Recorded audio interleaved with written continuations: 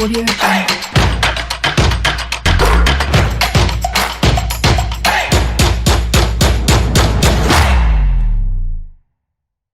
Sport FM tout proche et au bout des doigts via le web à l'heure de Plateau Foot Europe. Le Real surclasse Osasuna, Benzema devenu le meilleur passeur de l'histoire de la Casablanca. Le Barça de son côté peut toujours remercier Messi. Retafe plus fort que Valence en Liga. En Première Ligue, Everton se porte bien. Le match City-West Ham reporté. Un derby de la Madonnina monumental décroché par l'Inter Milan. Lecce surprend le Napoli. La Juve tombe à Vérone. Pendant ce temps, pas de but dans le choc Bayern-Leipzig. Dortmund prend l'eau dans un match fou. Dans l'Hexagone, un pari à deux visages remporte le choc. Strasbourg se place pour l'Europe. Payet en forme olympique. Les analyses et commentaires autour de ces sujets dans la première partie. La deuxième donne le pouvoir à vous, chers auditeurs, dans la libre antenne. Nous accueillons ce jour en studio, le studio bien sûr prénommé Nessan Niamey, Roméo Yetor. Hola, bienvenue. Hola Angelo, bonjour à tous les auditeurs. En pleine forme, hein? Je pète la forme. Ah oui, comme quelqu'un, peut-être qui si ce n'est Nabil Fekir, du côté de la Liga espagnole. Alors, John Atisso d'Africa Top Sport nous fait l'honneur d'être là parmi nous. Salut John. Bonjour Angelo, bonjour à tous. Comment te portes-tu? Je vais super bien. Le week-end s'est bien passé. Ça s'est bien passé. Merci d'être là. Merci à toi également pour l'invitation. Je vous en prie. Nous accueillons également Félix Ouala de Foot Chronique. Bonjour Félix. Bonjour Angelo, bonjour spécialiste autour de cette table. Toujours un plaisir de faire partie de vous autour de cette table. Et nous sommes également heureux de vous avoir parmi nous. Merci. Franck Nouyama, le boss de la Bundesliga est là. Salut Franck. Bonjour Angelo, bonjour à toutes et à tous. Comment vous portez-vous? On rend grâce, tout va bien. Merci d'être là. Merci. Et nous saluons tous ceux qui nous écoutent en ce moment sur la bande FM, tout comme sur le lien www.radiosportfmtg.com. Un coucou spécial à Fifi, à Sogbavi. Merci de nous rejoindre dans la bulle du foot européen. Mise en onde, Anas PM. Réalisation vidéo, c'est l'œuvre d'Elom Adovon. Je suis Angelo Folico et PFE 615. Ça démarre. Tutto calcio Italia.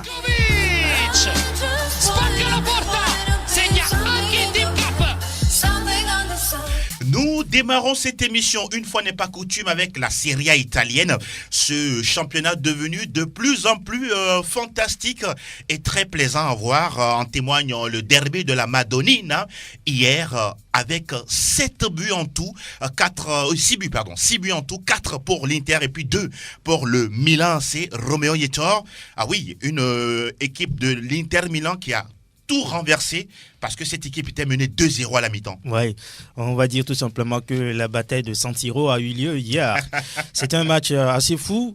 Première partie dominée par le Milan AC et en seconde période, on a vu une solide équipe de l'Inter qui gagne 4-2. Je dirais que c'est l'expérience qui a parlé du côté donc de l'Inter avec Conte sur le banc. Vous connaissez un peu tout le parcours de cet entraîneur et quand vous regardez un peu l'équipe de l'Inter, il y a pas mal de joueurs qui ont plusieurs compétitions européennes dans les jambes. On parle de Godin, de Lukaku, de Eriksen, Alexis Sanchez. Ils sont nombreux ces joueurs-là, sans oublier Victor Mosert également qui était passé par l'Angleterre. Et là, Conte a fait une équipe anglaise pour battre le Milan AC. Et quand je cite les noms, la plupart sont venus donc de l'Angleterre. Exact. Ashley Young aussi est là. Donc l'expérience a parlé du côté de l'Inter aussi, de l'efficacité de ces joueurs, les déviations donc de Lukaku aussi qui ont permis à cette équipe de trouver de l'espace dans la surface du Milan AC et à l'arrivée l'Inter qui gagne et qui devient le leader de la Serie A. Je crois que Antonio Conte et ses éléments ont frappé un gros coup. Johnny, on a souvent envie de voir cette équipe de l'Inter quand on sait que de l'autre côté, la Juve elle est en forme et elle est insaisissable par moment. Oui, effectivement, quand on prend la saison de l'Inter de Milan, c'est exceptionnel ce que Antonio Conte est en train de faire. Mais par rapport quand même à cette victoire, il faut dire que c'est une victoire qui est logique parce que quand on voit le parcours des deux équipes, que ce soit l'Inter de Milan et le Milan AC, mais j'ai été surpris par la prestation des Rossoneri hier. C'est une équipe qui a pressé très haut, qui a misé sur la déviation d'un certain Zlatan Ibrahimovic qui est venu faire quand même du bien à cette équipe milanaise.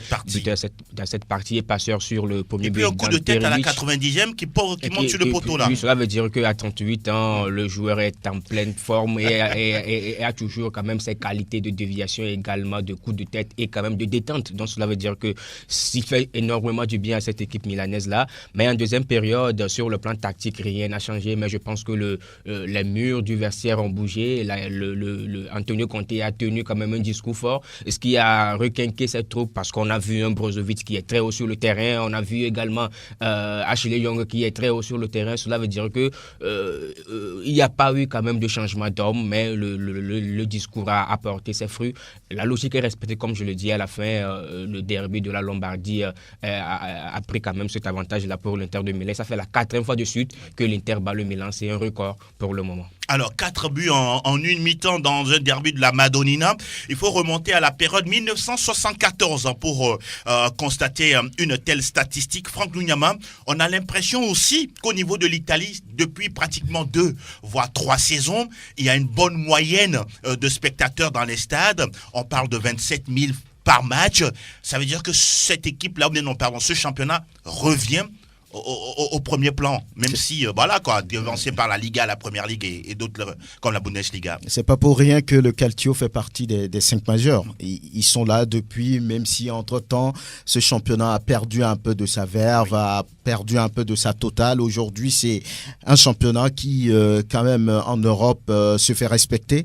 Lorsque vous prenez aujourd'hui les performances de l'Inter, de la Juve, même si le Milan est dans le trou actuellement, l'Atalanta, la Lazio, qui a surpris tout le monde en étant qualifié pour la Ligue européenne des champions. C'est un championnat qui est quand même respecté, qui garde quand même sa tradition, même si aujourd'hui on a comme l'impression qu'il y a plus de spectacles, mais l'Italie reste quand même l'Italie. Et aujourd'hui, lorsqu'on voit ce genre de match où il y a, vous l'avez dit, 6 buts entre 2 clubs majeurs de ce championnat, ça ne fait que plaisir. Le spectacle est garanti. Et moi, j'ai envie de féliciter le mental des Nerazzurri, être mené 2-0. Et puis avec l'assurance, la détermination, on est revenu. Je pense que c'est un mélange assez intéressant mis en place par Antonio Conte, qui est quand même en train de faire du bien dans ce championnat et qui garantit le spectacle avec chaque fois des buts de Lukaku, ses passes, ses déviations. Aujourd'hui, je crois que les Mancuniens auront certainement un regret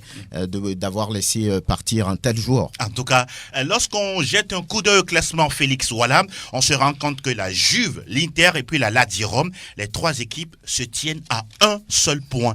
Oui, ça montre comme parce que hier la Lazio aussi a gagné et ce n'était pas le buteur, mais ils ont tiré Immobile qui a marqué. Ça montre que cette équipe a de la qualité aussi en attaque. Quand l'attaquant en forme ne marque pas, les autres aussi peuvent marquer. Et dans la semaine, on aura une affiche entre l'Inter de Milan et la Lazio. Le week-end prochain, ça promet. Donc ça montre que cette saison, la course en tête pour le titre est vraiment lancée en Série A. En tout cas, on suivra de tout près les prestations de ces différentes escouades du côté du Calcio. On va s'intéresser à d'autres résultats de cette 23e journée du championnat d'Italie. La Lazio Rome, vous en parlez tout à l'heure, a battu Parme 1-0, but de Felipe Caicedo. Un but partout entre Brescia et l'Udinese. 3-2 pour Lecce qui surprend le Napoli.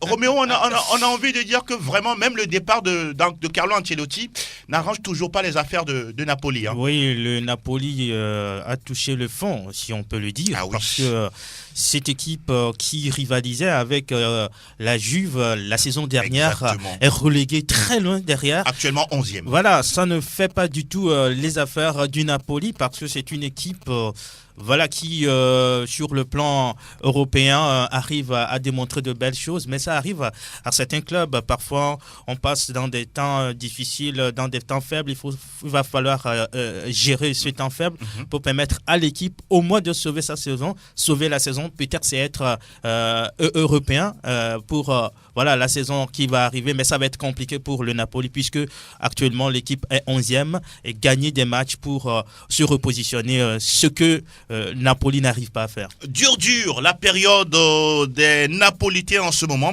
Du côté de l'Italie, Sassuolo également a pris le meilleur 2-1 sur la formation de Spal Ferrara. Torino s'incline 1-3 devant la Sampdoria de Gênes. L'Atalanta Bergame punit la Fiorentina 2-1.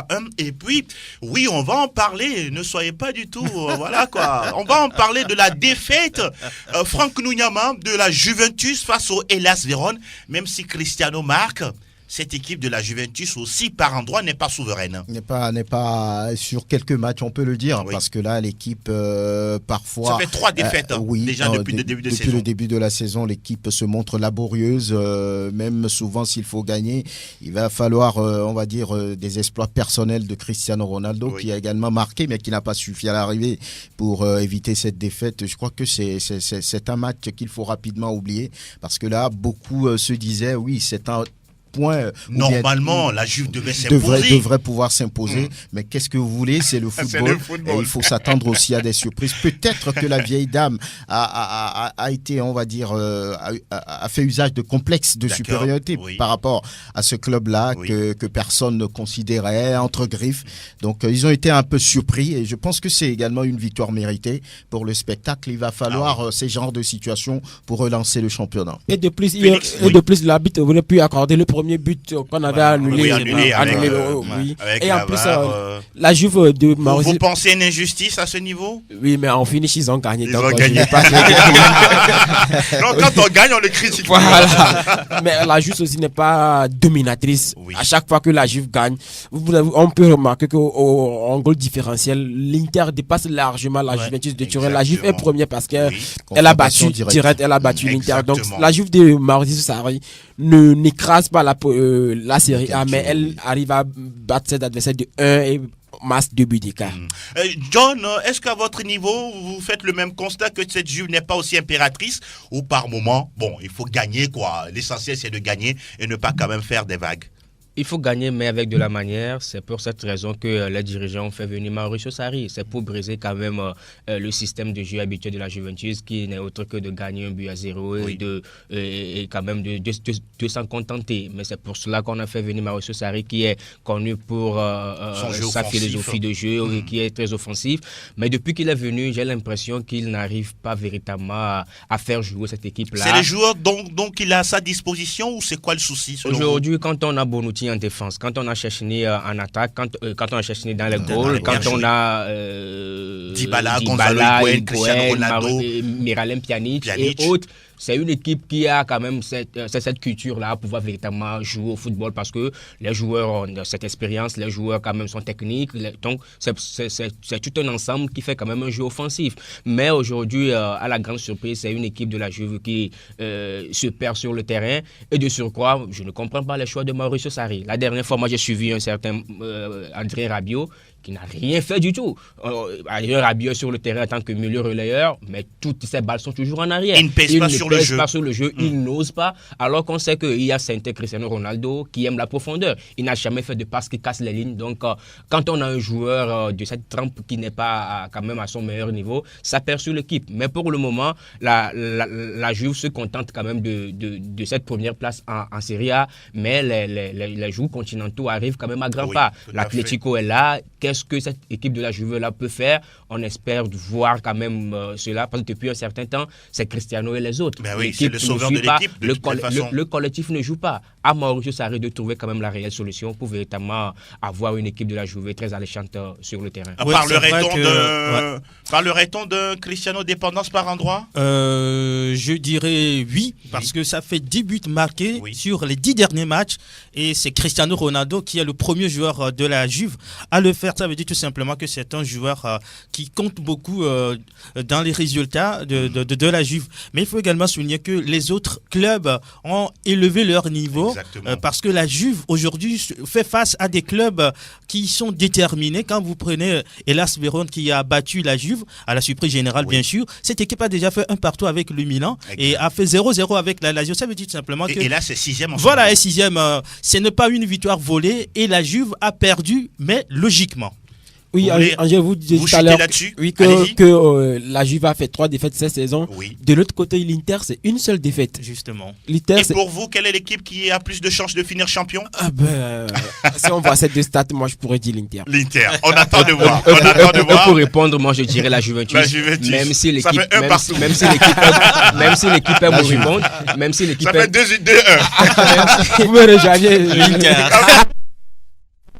Donc, même si la Juventus est moribonde actuellement, entre guillemets, Pour vous, elle a des certitudes. La Juve a des certitudes, la Juve a cette expérience-là, parce que D'accord. vous savez, ce championnat se joue lors du sprint final, Oui. et la Juventus s'y connaît énormément dans ce virage-là. En tout cas, attendu le match retour entre l'Inter et la Juve. Le 1er mars. Très très bientôt, c'est le 1er Oui, mars, oui. c'est très très bientôt, on suivra de toutes les façons cet explosif duel entre Bianconeri et Nerazzurri. On va jeter un coup d'œil au classement de cette Serie A italienne avec la Juve en tête avec 54 points, 54 également pour l'Inter Milan. La Lazio est 3e avec 53 unités, 42 pour l'Atalanta Bergame, 5e l'AS Roma avec 39 points et l'AS Vérone trône à la 6e place avec 34 unités. On retrouve le Milan AC 8e, 32 points. Et puis au bas du classement, Genoa 19,16 pour Brescia de Balotelli. Et puis 15 pour Spal Ferrara. Au classement des capocannonieri de la Serie A, Ciro Immobile est seul devant avec 25 réalisations. 20 pour Cristiano Avero Ronaldo. Et puis 17 pour le Taureau de l'Inter, Romelu Lukaku. C'est fini pour la Serie A. Cette fois-ci, on fait un crochet du côté de... Herzlich willkommen zum Bundesliga. Alles über Bundesliga. Ah oui, 6 buts du côté de l'Inter puis Milan et cette fois-ci côté Bayern, Leipzig. Ah oui, ils nous ont privés de buts de joie. À l'occasion de la 21e journée de Oui. la Bundesliga, on attendait vraiment ce match Exact. entre le Borussia, pas le Borussia, entre Leipzig et puis le Bayern Le de Bayern Munich. Munich, oui. Le Bayern attendu pour creuser l'écart en tête, s'est confronté à un club de Leipzig qui en voulait aussi, Oui. qui voulait reprendre son fauteuil de leader, mais à l'arrivée, c'est un triste 0-0 entre les deux clubs. Mais ce n'est pas les occasions qui ont manqué. Oui. Dans ce match, il y en avait, mais les attaquants, les joueurs n'étaient pas forcément pas réalistes. Voilà pourquoi ce 0-0 a sanctionné ce match jusqu'à la fin. Donc on peut dire que ça profite au Bayern qui reste leader en D'accord. attendant de voir les jours à venir. De l'autre côté, le Borussia Dortmund n'a pas profité pour se rapprocher de ce duo de De tête. ce duo de tête, exact. Et cette équipe a été battue par le Bayern Dans un match Leverkusen. fou. Hein, 7 buts au total. Waouh. Et ça fait très mal à Lucien Favre qui n'a pas compris, on va dire, cette déchéance. Dortmund qui finalement. menait 3 buts à 2. 3 buts à 2 et qui a perdu le match à l'arrivée Aïe, aïe, à aïe. 4 buts à 3. Ça fait très très mal à Lucien Favre. Mais bon, c'est. Bon, Haaland n'a pas marqué pour n'a la première pas- fois. Hein. Il ne peut pas le faire. Il se tous les réserve jours. pour le Paris Saint-Germain. Bon, je ne sais pas trop, mais c'est sûr que un attaquant ne peut pas marquer Oui, à ça, tous les c'est coups. vrai. Donc voilà, on l'a attendu, on l'a pas vu, mais ça n'enlève rien à la qualité de ce jeune attaquant norvégien qui promet beaucoup. Exactement. Hertha Berlin a perdu devant Mayence, 1 but contre 3. Werder, de façon surprise, s'est incliné devant Union Berlin, 0 but contre 2. Wolfsburg a fait jeu égal avec Düsseldorf, 1 but partout. Fribourg a dominé Hoffenheim de notre compatriote Ilas Bebou. Finalement, Hoffenheim ne gagne plus, 1-0. Francfort a balayé Augsbourg, 5 buts à 0. Et Schalke, Nulfir et Paderborn se sont séparés sur un score d'un but partout. Au classement, on l'a dit, il y a quelques minutes, le Bayern conserve son fauteuil de leader avec juste un petit point sur Leipzig qui est deuxième, 42 points. Troisième, le Borussia Dortmund, 39 points. Quatrième, Mönchengladbach, 39 points aussi. Le cinquième n'est autre que le Bayer Leverkusen qui a 37 points. Au bas du tableau, on retrouve Düsseldorf à la 16e position, 17 points aussi pour Werder, classé 17e. Et puis le bon dernier n'est autre que Paderborn, 16 points à l'arrivée. Oui. Les buteurs, Allez-y. vous les connaissez, c'est Robert Lewandowski, il n'a Toujours pas devant. marqué avec 22 buts. Son dauphin également n'a pas marqué. Timo Werner, 20 buts. Jadon Sancho du Borussia Dortmund est bloqué à 12 buts pour le moment. Quatrième, on a Ruben Hennings de Düsseldorf, 11 buts. Robin Quaison, 11 buts. Il joue à Mayence. Et puis Florian Niederschmer qui a 11 buts également. Il joue à Augsbourg. On va s'intéresser un peu à l'actualité d'un joueur bavarois, même s'il n'est pas allemand d'origine, Philippe Coutinho. Selon les dernières nouvelles, il y a le Barça qui ne voudrait pas lever sa clause libératoire. Et puis derrière, on parle de 2 clubs anglais qui sont intéressés par le profil du joueur. Pour vous, est-il en train de finir comme ça, de ne plus être ce Coutinho qu'on a connu il y a 4 voire 5 saisons, Félix? Oui, Angelo, on peut le remarquer que Coutinho sombre, Liverpool brille. depuis que Coutinho a quitté Liverpool, l'équipe brille. Et aujourd'hui, lentement, les joueurs tendent vers une fin qu'on n'aurait pas souhaité. Pour vous, Liverpool, c'était pas la bonne idée de quitter le club? Ça, on le remarque avec les résultats aujourd'hui. Oui. Aujourd'hui, Philippe Coutinho n'est que l'homme de lui-même et Liverpool est au sommet du football anglais. Y a-t-il un rapport, John? Moi, je ne pense pas. Après Roméo? Moi, je ne pense pas. Oui. Moi, je ne pense pas qu'il Parce y que ait s'il véritablement était- un rapport. Félix, vous n'avez plus la parole. Parce que quand on prend le parcours de Liverpool, Oui. c'est une équipe qui monte en crescendo au fil des saisons. Ce n'est pas le départ de Coutinho qui a fait que Liverpool brille. On a vu que Coutinho était là lorsque Liverpool est en difficulté, mais au fil des saisons, jusqu'à ce que Jürgen Klopp ne débarque en 2016, et c'est là que le joueur a pris de l'ampleur. Moi, je ne pense pas que le transfert vers le FC Barcelone est une mauvaise idée. Quand on est joueur, C'était pas un mauvais choix? Ce n'est pas un mauvais choix. Quand on est joueur, on rêve mieux et on joue dans de grands clubs. de grands clubs. À l'époque, Il a fait un mauvais choix. oui, aujourd'hui, Ça, c'est votre aujourd'hui, on peut dire que c'est un mauvais choix. Mais au début, il voulait quand même aller dans un club qui a de l'ambition, Pour qui veut remporter gagner la des Ligue des trophées. Champions. Gagner des Et à champions, gagner l'époque, des trophées. Liverpool n'était pas pressenti à faire une saison comme celle-là Comme celle-ci, aujourd'hui. voilà. Et après Donc, une vous voyez, saison après son départ, Liverpool la gagne. Bon, ça, vous insistez là-dessus. Roméo, il est temps. En fait, Roméo, ça arrive parce que le joueur était vraiment au sommet de son art avant d'arriver au FC Barcelone. Et avec le FC Barcelone, il a franchi un palier. Exact. Ça ne veut pas dire qu'arrivé au Barça, le joueur n'a pas brillé. Il a brillé, certes, il n'a pas connu autant de gloire. Souvenez-vous de Luis Suarez, il a quitté Liverpool. Et après, aujourd'hui, vous voyez le niveau de Liverpool, ça ne veut pas dire que il a quitté Liverpool. C'est pourquoi Liverpool brille aujourd'hui. Il a fait son choix. Si aujourd'hui, Coutinho n'arrive pas à convaincre les gens, c'est parce qu'il n'a pas eu assez de temps de jeu. Il y a aussi la malchance qui a joué. Oui. Avec le Bayern, il n'est pas mauvais. 7 buts, 8 passes, 8 passes pour un décisives. milieu de terrain. en 26 Ben, matchs, c'est toutes bon. compétitions confondues, ce n'est pas mauvais, mais Félix Ouala n'est pas d'accord. Non, Et là-dessus, après, on retrouve Non, c'est que, Oui. au fait, avant son départ de Liverpool, Oui. le club voulait le garder. Oui. Jürgen Klopp a insisté pour qu'il reste parce que c'est vraiment le moteur ou l'homme à tout faire ou bien le métronome de cette équipe. Mais après son départ, Jürgen Klopp a changé et a fait venir des joueurs Oui. pour effectivement remporter des titres et gagner. Et ça s'est fait. Donc ce qui veut dire que peut-être s'il était là, S'il était resté, il aurait gagné ses trophées, c'est ça. peut-être. Peut-être. Ou soit peut-être s'il était là, l'équipe n'aurait pas connu Oh là là. un tel Donc succès. c'est la poisse. Coutinho Parce que Coutinho représente quitte Liverpool, joue Et une pour- finale et perdue. pourtant, Félix, Ben, il ça n'est pas le arrive, seul à qui ça arrive. Ouais. Hein. Il y a plusieurs joueurs qui ont connu une telle Et transition. aujourd'hui, Franck Luyama. Oui, je pense que chaque joueur est ambitieux lorsqu'il arrive à un niveau de sa carrière, à un moment de sa carrière. Oui. On a envie de jouer dans les plus grands clubs de cette planète. Et à l'époque où il est parti, le Barça dominait tout quelque part. Et c'était une ambition légitime, on peut le dire, pour le joueur brésilien. Maintenant, Une offre qui ne se refuse pas. ça ne se refuse pas. Maintenant, quand il est allé au Barça, il y a des tauliers comme Messi Oui.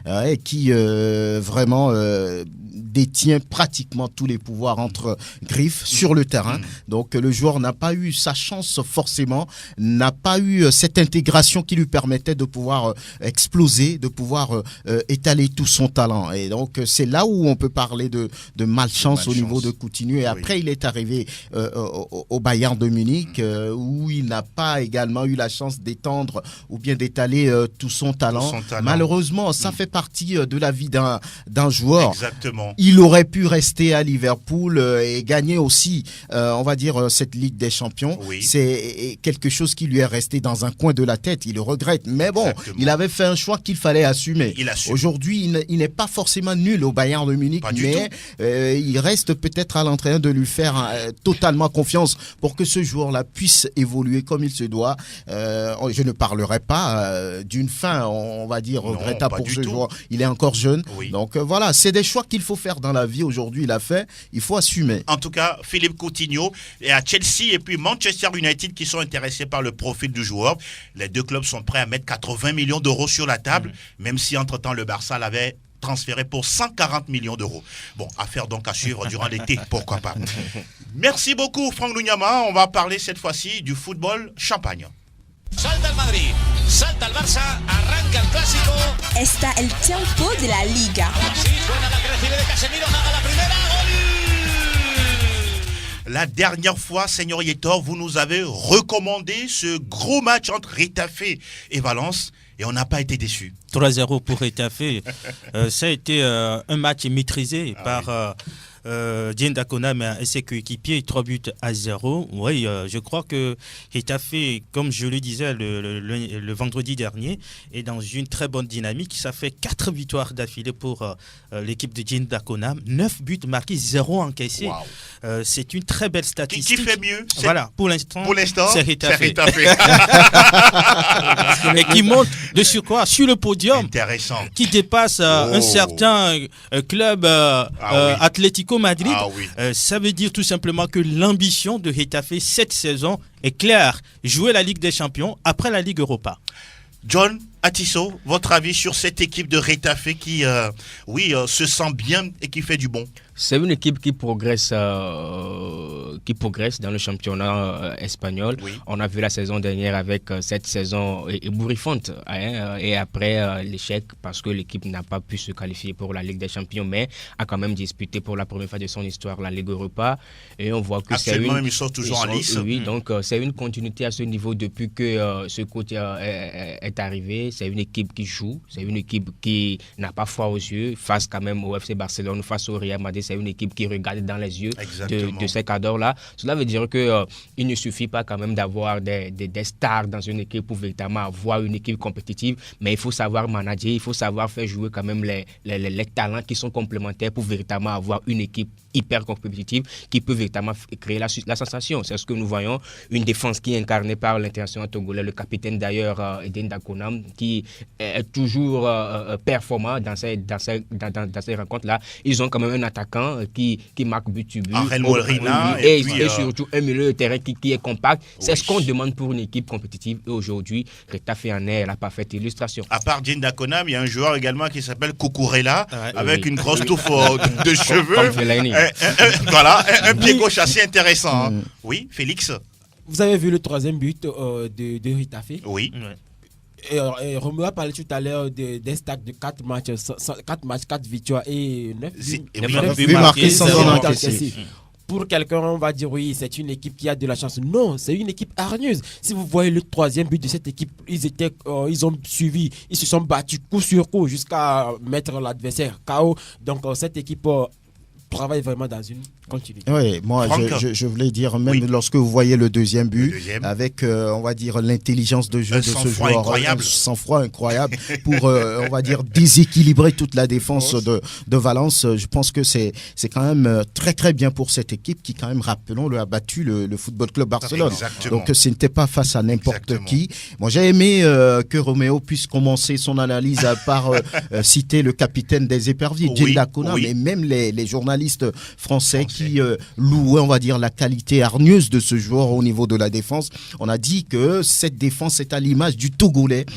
Diène Dakonam, c'est quand même du bien pour un tel joueur qui est difficile à passer sur un contre 1. Il a montré encore dans ce match-là, à un contre 1, vous n'avez aucune chance de passer Diène Dakonam, mais c'est une fierté aujourd'hui pour le Togo d'avoir un tel joueur dans l'axe de sa défense. Je pense qu'aujourd'hui, Retafe, au-delà de tout ce qu'on peut dire, est un club qui évolue bien, un club qui n'a pas de stars, des joueurs de devoir et de caractère et qui rendent ça à l'entraîneur. En tout cas, l'entraîneur Bordalas qui fait un énorme travail avec cette équipe de la banlieue de Madrid. Roméo Yetor, on va parler de l'Atlético de Madrid. L'Atlético qui gagne 1-0 Grenade. Valladolid et Villarreal font jeu égal, 1 but partout. Les 20 l'emportent 2-0 sur Leganés. Déjà vendredi, en ouverture de cette 23e journée, défaite de Eibar sur le terrain de Alaves, 1 but contre 2. Celta Vigo l'emporte 2-1 face au FC Séville. Ça arrive, le résultat de Real, c'est 4-1 face à Osasuna. Oui, le Real qui s'est baladé complètement. C'est une très belle victoire pour le Real. Par contre, pour le FC Barcelone, c'était dans la douleur. Compliqué. Oh là là, le FC Barcelone. Le Real s'est baladé, le Barça s'est bagarré. Justement. Allez, je vois l'image. Des fois, il faut se bagarrer Voilà. pour remporter la victoire. Pour le FC Barcelone avec Léo Messi passeur dans cette rencontre. 3 passes décisives pour l'Argentin.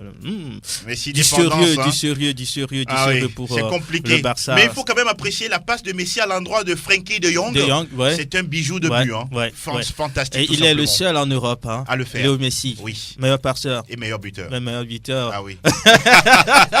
On va parler du Real Madrid et de Karim Benzema qui a délivré sa 132e passe décisive avec le club de la Casablanca. C'est un record. Il y est dans ce club depuis 10 ans et demi déjà. Ce Karim Benzema, franchement, quand il est là, quand il est avec cette équipe de Zidane, quel rôle vous lui donnez, vous lui attribuez? C'est le leader actuel de l'équipe. C'est un rôle, il y a quelques saisons. Plus que leader que Ramos? Oui, je pense, parce que le joueur qui avait la pression après le départ de Cristiano Ronaldo, ce n'est pas Ramos, c'est Karim Benzema, parce que c'est quelqu'un qui a duré dans le club, tout comme Ramos, mais un leader offensif qui était au service de Cristiano Ronaldo. Mais moi, j'ai été véritablement surpris de voir qu'après le départ de Cristiano Ronaldo, on a vu que Karim Benzema a pris la relève, Karim Benzema a marqué. Et cette saison, on a vu un joueur, Karim Benzema, qui est complètement métamorphosé. Il donne beaucoup plus de passes, il marque beaucoup plus de buts, il pèse énormément dans le jeu du Real Madrid. Et aujourd'hui, si le Real est en train de faire une saison comme telle, c'est grâce quand même au niveau XXL de Karim Benzema. En tout cas, l'ancien Lyonnais que nous saluons au passage. On va faire une petite discussion autour d'un top 5 classement des sites de clubs les plus visités au monde. Et figurez-vous que c'est le Real qui est devant avec une visite estimée à plus de 2 millions par mois. Suit Liverpool, plus de 860 000, plus de 810 000 pour le Barça, 3e.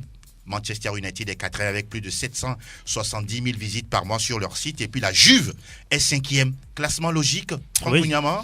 Oui, je pense que le Real a beaucoup de fans dans le monde et cela s'explique parce que là, c'est un club mythique, même si aujourd'hui le Barça est classé 3e. Oui, exactement. Le Real a quand même, on va dire, beaucoup de fans et moi je pense que sur le top 5, il n'y a pas beaucoup de choses à dire. Ce sont des clubs qui traînent du monde, qui traînent des supporters et voilà, c'est raisonnable pour moi. Hein. Voilà même si j'aurais aimé voir le Bayern dans Bayern. le top 5. Justement, Roméo. Oui, ce sont pratiquement des anciens clubs. Oui, des clubs légendaires. Voilà, des clubs légendaires. Et Liverpool, ce qui lui a valu cette deuxième place, c'est sa Ligue des Champions. Aujourd'hui, on sait que le football est avant tout anglais. Et la plupart des pays anglophones soutiennent ou supportent les clubs anglais. Donc, Liverpool à la deuxième place, je crois que c'est logique par rapport à ce que le club fait ces derniers temps. Même Manchester United, malgré que cette équipe est justement, c'est ce que je dis. Beaucoup de fans en Asie, ça il faut le reconnaître. On peut faire également un rapport avec la place de la Juventus et l'arrivée de Cristiano Ronaldo. Parce que depuis quelques saisons, la Juve n'est plus, même si c'est un grand club, n'est plus assez suivi sur les réseaux sociaux et également sur son site officiel. Mais l'arrivée de Cristiano Ronaldo a drainé assez de foule et c'est là que nous voyons quand même l'envergure de ces joueurs-là. Lionel Messi, Cristiano Ronaldo, Lewandowski, ce sont des joueurs qui sont quand même populaire. Roméo, un coup d'œil au classement. Au classement, le Real garde le fauteuil. 52 points pour les Madrilènes, 49 pour le FC Barcelone 2e, Getafe 3e, 42, 39 pour Atlético Madrid 4e, 5e le Football Club Séville 39, 37 pour la Real Sociedad. Dans le bas du classement, Leganés 18e, 18 points également pour Mallorca 19e, Espanyol Barcelone 18 points et 20e. Les buteurs, Messi 14, 13 pour Karim Benzema. Et puis Luis Suarez, même blessé, est à 11 réalisations. Assez intéressant. Gracias Roméo Yetor. Cette fois-ci, dans Plateau Foot Europe, nous parlons la langue de Molière. Monaco, le champion. Et quel spectacle pour une dernière victoire. 100% Ligue 1, Conforama. Lacazette réussit le sien. 28e but de la saison sous les couleurs de Lyon avant de quitter le club. Marseille, toujours Marseille. Félix Walla, Marseille qui, également dans la peine, a quand même pris les 3 points face à la formation de Toulouse, 1-0 avec un Payet en forme olympique. Oui, on dirait le Payet à l'Euro 2016. Vous avez vu le but, un but sublime, même si on sait que c'est face à Toulouse. De toute façon, Toulouse allait perdre. Mais c'était pas évident. Ça n'a pas été facile. Le match, ça n'a pas été facile. Ça n'a pas été facile, mais au finish... C'est Marseille qui gagne. Et c'est C'est l'essentiel. Et c'est Toulouse qui perd encore une fois. Ah oui, ce but de Payet, franchement, Ouais. on a l'impression qu'il est coutumier du fait. Hein. C'est un exercice auquel, franchement, il prend plaisir. Oui, parce que peut-être, vous savez, on va pas commencer par étaler les qualités de joueur ici. Une fois que vous connaissez la personne, vous savez en même temps que c'est un joueur qui a une grande qualité de frappe et aussi cette façon d'enrouler parfaitement la balle dans la lucarne. J'ai parlé de ce but du match d'ouverture à l'Euro face À l'Euro, oui. C'était face à une Bon, équipe. À la Roumanie. Oui, À la donc, Roumanie. c'est pas la première fois qu'il réalise ce genre de gestes. À Marseille qui va très très bien parce qu'aujourd'hui, dauphin certes du Paris Saint-Germain, même si l'écart il est grand. Parlons de Paris hier qui s'est imposé 4-2 face à la formation de Lyon. Logique victoire des Parisiens? Logique, parce que quand on prend les 3 derniers matchs de l'Olympique Lyonnais, c'est une équipe qui tactonne face à une équipe de Paris qui flambe avec ses 4 fantastiques et après Cavani qui vient faire également son show. Oui. Mais il y a un aspect très important, c'est que Paris ne sait pas souffrir. On a vu que lorsque Paris a un trou d'air et lorsque Lyon a essayé d'élever un peu le niveau de son jeu, Paris a encaissé 2 buts. Et je pense que Paris doit quand même corriger cela avant les échéances très importantes parce que cette saison... Ce sont les attitudes des joueurs ou c'est quoi exactement selon vous? Là, je ne saurais répondre parce qu'aujourd'hui, on a quand même un entraîneur qui a une certaine vision de jeu. Et moi, je suis un peu contre parce qu'aujourd'hui, quand on nous fait vanter quand même les mérites des 4 fantastiques qui marquent énormément de buts, soit à son 6 buts si ma mémoire est bonne, c'est une très bonne chose. Mais est-ce qu'on peut jouer en 4-4-2 ou en 4-2-4 avec les 4 fantastiques face quand même au Real Madrid, face au FC Barcelone, face au Bayern Munich en Ligue des Champions, dans un match qui compte? C'est la grande interrogation. Moi, je pense qu'il va falloir rééquilibrer l'équipe parce que face à Saint-Etienne et à Toulouse, ça peut passer parce qu'il n'y a pas de cette rivalité-là en face. Mais face au grand club, ils vont essayer d'exploiter quand même la largeur énormément parce qu'il n'y a pas de ce second rideau là qui va couvrir les 2 côtés pour véritablement avoir une équipe équilibrée. C'est ça le seul souci de Paris. Et également, lorsque Paris a un trou d'air, il n'y a pas quand même cette solidarité collective pour faire face à ce trou d'air. Là, lorsque Lyon, avec l'entrée de Karl Toko et Cambi, avec l'entrée du jeu de la pépite Ryan Cherki, on a vu véritablement que Paris a été mis en danger. Donc, il va falloir corriger cela avant le début de la Ligue des Champions, des huitièmes de finale de la Ligue des Champions. Oui, je partage le point de vue de John Tissot. Sauf que quand vous regardez un peu cette équipe parisienne, lorsque l'équipe est dans la phase défensive, les 4 fantastiques n'arrivent pas à apporter du soutien à la défense parisienne. C'est ce qui fait, je vais dire, qui pose problème. Ça, c'est à Tourelle de pouvoir les repositionner. Maintenant, est-ce que ces joueurs-là, est-ce qu'ils peuvent y arriver? Je ne pense pas, ils n'ont pas cette capacité. Angel Di Maria, oui, mais il est également porté par le ballon. Quand le ballon est dans la phase offensive, on voit les qualités donc d'Angel Di Maria, mais quand il faut récupérer, c'est là où ça pose problème à ces 4 fantastiques. Maintenant, j'ai aimé l'attitude du Paris Saint-Germain hier. Oui. L'équipe est en souffrance et elle a su réagir. Oui. C'est ce que Paris n'arrive pas à faire trop souvent quand elle est en difficulté. Ça fait 2 matchs, je pense, c'est contre Nantes. Nantes, oui, la dernière fois. Oui, la dernière fois, oui. On a vu la réaction des Parisiens. Exact. Et aujourd'hui, face à Lyon, on a vu également cette équipe réagir et gagner le match. Il était à 3-0, oui. 3-2 et maintenant il gagne à 4-2. Je crois que c'est bon maintenant. Il faut accorder également une nouvelle chance à Edison Cavani. Le but qu'il a marqué. On a vu sa réaction. On a vu sa réaction. Marqué, hein. Le premier but de Edison Cavani. Voilà, je crois que il faut donner sa chance ou redonner sa chance à Edison Cavani. Il n'est pas encore mort. En tout cas, le meilleur buteur actuel de l'histoire du Paris Saint-Germain, Edison Cavani, qui reste toujours, un attaquant redoutable. On va s'intéresser... La dernière fois, hein, moi, je disais qu'il n'y avait pas de choc. Et je l'avais vu sur le match. Je me rappelle, on se souvient de ça. Même si on se souvient aussi que c'est les 2 derniers représentants de la France en Ligue des Champions. Exactement. Lyon ne pouvait pas exister dans ce match, même s'ils ont eu à marquer 2 buts. Oui. Je pense que Paris aujourd'hui est nettement au-dessus de Lyon par rapport à ce que traverse le club. La perte du joueur phare du groupe, je parlais de Memphis Depay et de Reine Adélaïde, aujourd'hui fait très mal au club qui n'arrive plus à se retrouver. On se demande s'il faut oublier même le podium, mais Jean-Michel Aulas tient le coup, il dit que c'est encore possible. On verra bien avec cette allure, moi je ne pense pas. Donc il y avait même pas à douter de la victoire du Paris Saint-Germain sur ce match. Mais le plus difficile, difficile est devant le Paris. N'est-ce pas? C'est en Ligue des Champions. Autre résultat à enregistrer côté Ligue 1 Conforama au soir de la 24e journée. Strasbourg qui se paye Reims 3-0. Montpellier qui épingle la formation de Saint-Etienne 1-1. Bordeaux qui bat en déplacement Metz 2-1. 3-1 pour Nîmes face à la formation de Nice. Ah oui, ça va un peu bien pour Nîmes qui sort un peu la tête de l'eau. 0-0 entre Rennes et Brest. Amiens qui s'incline 1-2 devant l'Est de Monaco. Et puis 3 buts partout intéressants entre Dijon et Nantes. Et au classement, le Paris Saint-Germain est loin, très loin devant avec 61 points. 49 pour l'Olympique de Marseille, 41 pour Rennes. 4e, Lille, 40 points. On retrouve la formation de Lyon à la 9e position avec 33 unités. Au bas du classement, Nîmes 18e, 24 points. 20 pour Amiens. 13 pour Toulouse de Mathieu Séville. Au classement des meilleurs buteurs, on retrouve Wissam Ben Yedder, 16 réalisations, 15 pour Mbappé, Kylian de Paris Saint-Germain, et puis 13 pour Moussa Dembélé de l'Olympique lyonnais. English Premier League News. La Première Ligue, oui, coupée en deux, il faut le reconnaître parce que à un moment donné, il faut se reposer quand même avec ce rythme infernal de ce championnat le plus médiatisé au monde. Cette fois-ci, on a eu droit qu'à 3 matchs, même celui de Manchester City West Ham reporté pour cause d'intempéries. Il y a Sheffield qui a pris le dessus sur Bournemouth, bon, 2-1, et puis Everton quand même avec Carlo Ancelotti. Ça va mieux, hein. On dirait que Carlo Ancelotti retrouve peu à peu les sensations d'une bonne équipe et surtout de la victoire. Oui, depuis qu'il est arrivé à la tête de cette équipe, l'équipe a retrouvé du sourire déjà. Si vous voyez l'effectif d'Everton, il y a de la qualité. Oui.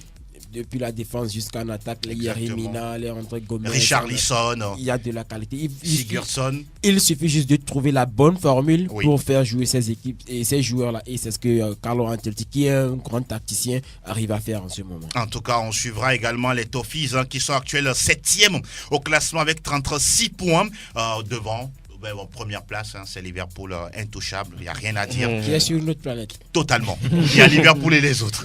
Et on va suivre de toutes les façons la 26e journée à partir de dimanche à venir. On va juste rappeler qu'au niveau du classement, il y a Liverpool qui est premier, deuxième Manchester City, Leicester est troisième, Chelsea est quatrième, et puis Sheffield United cinquième. Au classement des meilleurs buteurs, on retrouve Jamie Vardy avec 17 buts, 16 pour Sergio Kun Agüero, et puis Pierre-Emerick Aubameyang qui est troisième avec 14 réalisations. On rappelle également entre-temps que Jürgen Klopp a reçu le trophée de meilleur manager du mois de janvier.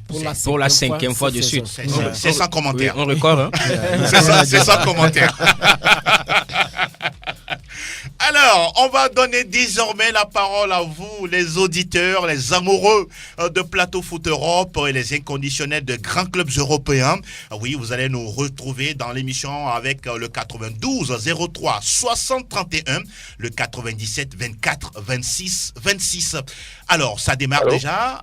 Nas nous fait signe. Auditeur en ligne, bonjour, bienvenue. Bonjour, monsieur Angé Poulopé. Alors, Kao Carré, comment ça va? En pleine forme, comme Karim Benzema. Comme Karim Benzema, ce joueur, on dirait qu'il est toujours en forme. Hein? Non, il est toujours en forme. Oui. Pas de but, il est toujours là pour nous sauver. La défaite en Coupe du Roi est passée déjà? Non. J'ai pas digéré. Ah bon? Oui. Ils ont digéré. Mais ils ont bien réagi. Ils ne peuvent pas gagner 4-1, voilà. Ils étaient en confiance.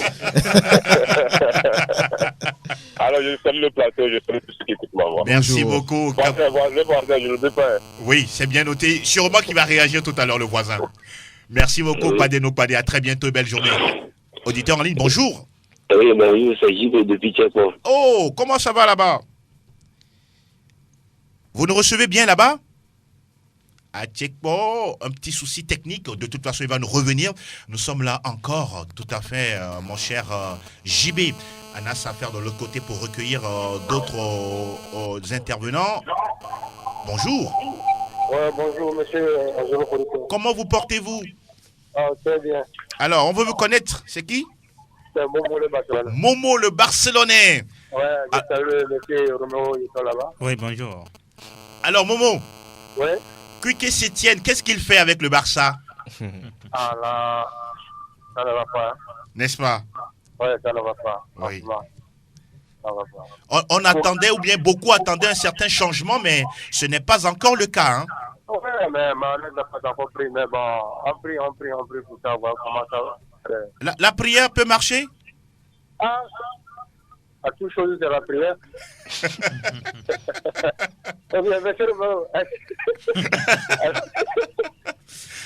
D'accord. Okay. Merci beaucoup, Momo. Oh, de rien, bon. On est ensemble. Et allô? À très bientôt. Et allô? Auditeur en ligne, bonjour. Allô, bonjour Angelo. Oui, c'est Gérardson? Oh, c'est JB depuis Tchèque. Ah oui, JB qui nous revient. Alors JB, nous vous écoutons. Oui. Concernant mon équipe Barcelone là. Oui. Qu'est-ce qui se passe? Ça ne va pas du tout. Hein. Où se situent les problèmes selon toi? Selon moi, c'est le fait d'aligner toujours Roberto. Moi, je ne sais pas pourquoi il y a des attaquants, mais il a mis souvent Roberto en attaque. Pour ça veut dire quoi? Vous parlez de Roberto, Sergi Roberto? Oui, Sergi Roberto là. Ok, d'accord. Vous ne comprenez pas? Et moi, je ne comprends rien. Mais vous restez quand même derrière votre équipe. Ah oui? Moi, je suis 100% Barcelonais. Voilà, pour vous, d'où va venir la solution? Par exemple, hier là. Oui. Il y a Moussou Fati. Oui. Il a laissé sur le banc. Il a aligné Roberto. Ça veut dire quoi? Vous n'êtes pas d'accord. Ça veut dire quoi là? Allez, calmez-vous. Roberto, lui qui n'arrive même pas pour... JB, j'espère au moins que vous avez bien dormi. Oui. Bon, heureusement. Heureusement. S'il a tout, on a tout. C'est pourquoi. Ok. Beaucoup de courage, hein, JB. Merci beaucoup. Et on salue tous ceux qui sont du côté de Tchèqueport. Merci, à bientôt. On va prendre quelqu'un d'autre derrière JB de Tchèqueport, auditeur en ligne. Bonjour. Oui, bonjour, monsieur Angelo. Comment vous portez-vous? Parlez un peu plus fort, s'il vous plaît. C'est l'abbé de Sobosito. L'abbé? Oui. Comment ça va? Ça marche bien. Alors, nous vous écoutons, l'abbé. Je voudrais dire que je trouve Zidane un peu incertain ces derniers temps dans ses choix. Ah bon? Même si, sur le plateau là-bas, vous avez bien dit que le Real s'est imposé facilement. Ce n'était pas si facile que ça. Oui. L'équipe de Osasuna, ils ont démontré tout leur caractère. Alors que le Real a cassé le premier but avant de renverser la rencontre. Selon vous, ce sont les joueurs qui ne se donnent pas à 100% ou le problème, il est ailleurs? Non, c'est Zidane même qui ne fait plus bien le choix d'homme. Ah bon? Oui. Par exemple, un bel. Oui. Tu le vois dans le jeu. Il n'est pas dans le jeu. Mais il a laissé jusqu'à la 70e minute avant de le changer. Ça, vous ne comprenez pas? Je ne comprends pas. Un Vinicius, il a chaud. Bon, c'est un joueur. Maintenant, je le trouve plus excitant que les autres. Mais il le met encore. Bon, je ne comprends pas. C'est un jeu de devoir. Mais l'abbé, Gareth Bale fait partie de l'effectif, n'est-ce pas? Il faut tourner l'effectif. Non, il fait partie de l'effectif. Mais il n'a qu'à aller jouer le... D'accord. Il n'a qu'à aller jouer le... Oh là là. Merci l'abbé. À très bientôt. Et beaucoup de courage à vous. On va prendre un autre féru de cette émission, auditeur de Sport FM. Bonjour. Angelo, comment tu vas? Nous allons tous bien ici et vous? Ça a duré. On se retrouve physiquement. Oui, rappelez-nous un peu le nom. C'est Cogito. Cogito ergo sum. Donc je suis. Comment vous allez? Mon frère a la merveille. Ah oui, ça se sent dans la voix. Un grand requin dans une mer à côté. Ah bon? Intéressant. Je peux juste pour vous saluer tous. Oh, merci beaucoup. Franco Mignama et les autres. Merci beaucoup. S'il vous plaît, vous allez redonner votre numéro au technicien. On va le récupérer après. Merci beaucoup, Cogito. On est ensemble, toujours. À très bientôt. Quelqu'un d'autre derrière Cogito, auditeur en ligne. Bonjour. Bonjour. Vous êtes en direct dans Plateau Foot Europe. On va le récupérer de toutes les manières. Auditeur en ligne, bonjour. Oh, bonjour, monsieur. Comment ça va? Très bien. Merci d'être avec nous. C'est Samuel. Samuel. Oui, depuis le Madrilène. Oh, ben ça se passe bien là-bas? Ah oui, mon cher. Moi, c'est ma première fois. Ah, merci. Merci beaucoup pour la fidélité. Merci beaucoup. J'entends l'émission, mais je n'arrive pas à rentrer. Oh, d'accord. Aujourd'hui, vous avez fait le choix. C'est bon. Merci beaucoup. Allez-y. C'est tout juste pour donner du courage. Oui. À nos héros. Oui. Qui sont en train de faire le travail. N'est-ce pas? Moi, je les donne du courage. D'accord. Donc, à la prochaine. Merci beaucoup, Samuel. Vivement à la prochaine. À très bientôt et bien des choses à tous ceux qui sont du côté de Baie. Quelqu'un d'autre? Bonjour. Oui, Angelo, bonjour. Bonjour. Comment ça va, le prophète? Je vais très bien, alhamdoulilah. Alors, bonjour à tout le plateau. Oui. Ah oui, c'est chaud là, Inoche. Oui, allez. Bonjour, félicitations pour le travail. Bonne semaine à vous tous. Merci beaucoup. Au repos, donc on reprend bientôt. Oui, vous reprenez très très bientôt la formation de Manchester United en championnat. Oui. Allez, bonne journée. Allez, on profite pour saluer tous les fans de Manchester United, en commençant même par Sénateur Palmer.